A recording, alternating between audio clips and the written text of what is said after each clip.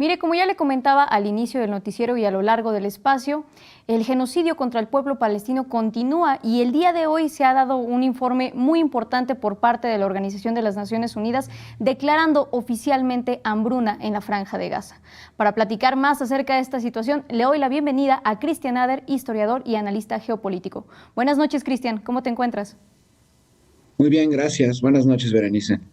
Oye, pues quisiéramos empezar por ¿qué significado tiene este reconocimiento, este informe que promueve el día de hoy la ONU sobre el hambre en Gaza?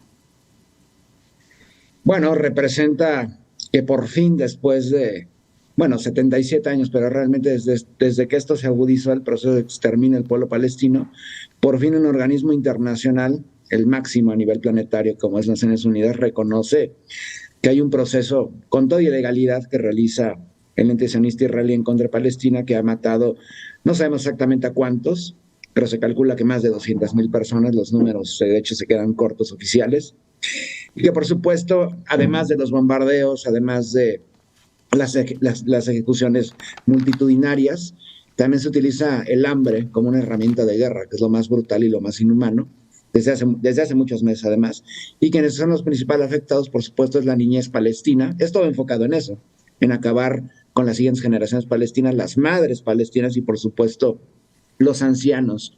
Y pese a esto, pese a lo que han notificado Naciones Unidas, lamentablemente el proceso en contra del pueblo palestino a través de la hambruna, de la sed, continuará. Nadie puede frenar las atrocidades sionistas y vemos con total impunidad cómo justamente esta entidad continúa exterminando al pueblo palestino de las maneras más inhumanas posibles. Y que en ese sentido no solamente hablamos de en estos momentos el hambre, sino de todos los sistemas colapsados realmente en la Franja de Gaza. Vemos que no cuentan con ningún servicio, con ninguna atención médica incluso. Sí, paralelamente a que han utilizado la herramienta de la hambruna para acabar con la población palestina, han destruido todos los hospitales. Prácticamente lo poco que queda es prácticamente amateur, no quedan ni siquiera doctores. Hemos visto las escenas como bombardean hospitales, declarando que son bases de Hamas, han asesinado a paramédicos, incluso a equipos internacionales que brindan apoyo a ayuda humanitaria dentro de la Franja de Gaza.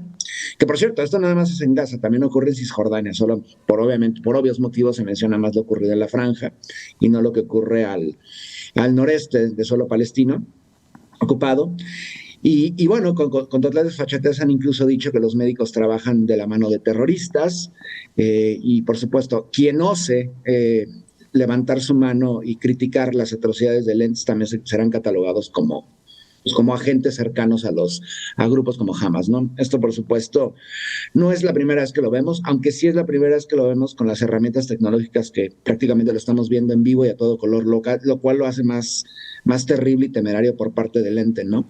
Procesos similares han ocurrido en la región por mano de Estados Unidos, por ejemplo, en suelo iraquí a partir de 2003, más o menos 300,000 personas murieron a través del hambre durante la ocupación estadounidense, en Siria y en Yemen en este momento también. Yemen también vive un genocidio, pero lo que está ocurriendo en Palestina, vaya, siguiendo la tradición de Occidente en contra de los pueblos, es algo tradicional, pero por primera vez mucha gente está viendo, contemplándolo en tiempo real, lo cual es lo más terrible de todo.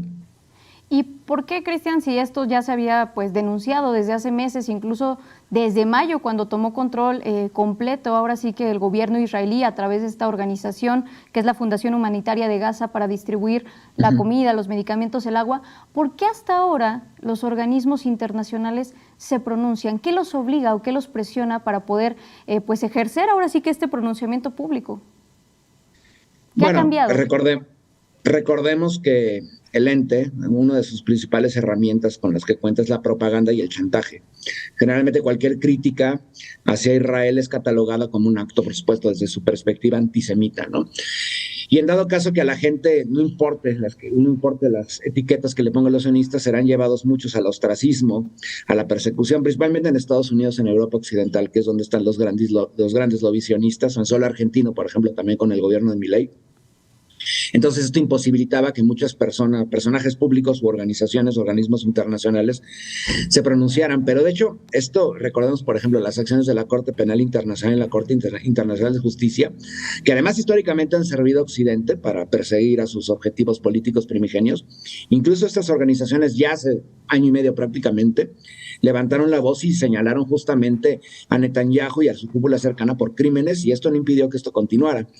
Creo que entre más presión social en las calles de los grandes países europeos, en suelo estadounidense, vimos en Australia, por ejemplo, ¿no?, que salieron 300,000 personas a marchar, los gobiernos se ven más presionados a tomar medidas o hacer declaraciones muy tímidas. Pero ha llegado un punto en que incluso ellos ya no pueden ocultar, tienen que salir justamente a dar estas declaraciones de condena a un proyecto que también tradicionalmente ha sido sus aliados, hay que reconocerlo. Israel no existiría sin el apoyo británico, estadounidense, francés y de toda Europa occidental. Entonces ellos también hay una complicidad por parte de Occidente con respecto a esto, ¿no? Entonces, pese a que los pueblos han salido a manifestarse para acabar este proceso genocida, Israel justamente con ese escudo que prácticamente le ha otorgado Occidente mantiene su impunidad y está matando. Y lo peor de todo es que se ufanan de ello, se ufanan públicamente, ¿no?, diciendo que van a exterminar a la niñez palestina, que no quedará un solo palestino en suelo gazatí, más tarde en el territorio total de Palestina, en Cisjordania o Jerusalén Oriental. Oye, y en ese sentido, hablando otra vez de organismos internacionales y los intereses a los que sirven, ¿tendría algún impacto real el pronunciamiento que también van a hacer o reconocimiento que pretenden hacer algunos países en la próxima Convención General de la ONU, que son Francia, Reino Unido, Australia y Canadá, cuando sabemos que en este momento al menos 147 de los 193 países que conforman la ONU ya reconocen al Estado palestino? ¿Serviría de algo? ¿Serviría de algo? Sí, a pesar de que son satélites estadounidenses desde el fin de la Segunda Guerra Mundial y con la fundación del ente sionista. ¿Serviría de algo que reconocieran el Estado palestino? Sí. Lamentablemente, el mandamás dentro de las instituciones internacionales sigue siendo Estados Unidos. Y cualquier resolución a favor del pueblo palestino o que condene las atrocidades sionistas será vetada dentro, no nada más de la Asamblea General, sino también en el Consejo de Seguridad de Naciones Unidas por parte de Washington. Washington ha salido al rescate, no solamente en lo militar, sino también en lo diplomático, político y económico en incontables ocasiones a favor del ente sionista, incluso cuando el ente sionista ha atacado a ciudadanos estadounidenses. Se calcula más o menos que en los últimos 18 meses los sionistas han matado aproximadamente a 25 ciudadanos estadounidenses en suelo palestino. Además también británicos, por ejemplo, recordamos una organización humanitaria que fue bombardeada y personal humanitario británico fue asesinado, a pesar de que en décadas previas atacaron incluso embarcaciones estadounidenses en ataques de bandera falsa y para involucrar a Estados Unidos directamente en conflictos. Esto no ha impedido que Washington siga volcado justamente a su proyecto, porque es su proyecto a fin de cuentas, ¿no?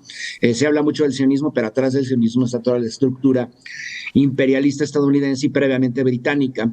Israel tiene una razón de ser, que es un enclave colonial y un laboratorio de guerra. Entonces, lamentablemente, por más medidas que el mundo entero, a pesar de que el 99% de las naciones dentro de Naciones Unidas condenen las atrocidades sionistas, siempre Estados Unidos tratará de, pues obviamente, proteger a su Estado 51, a su proyecto colonial.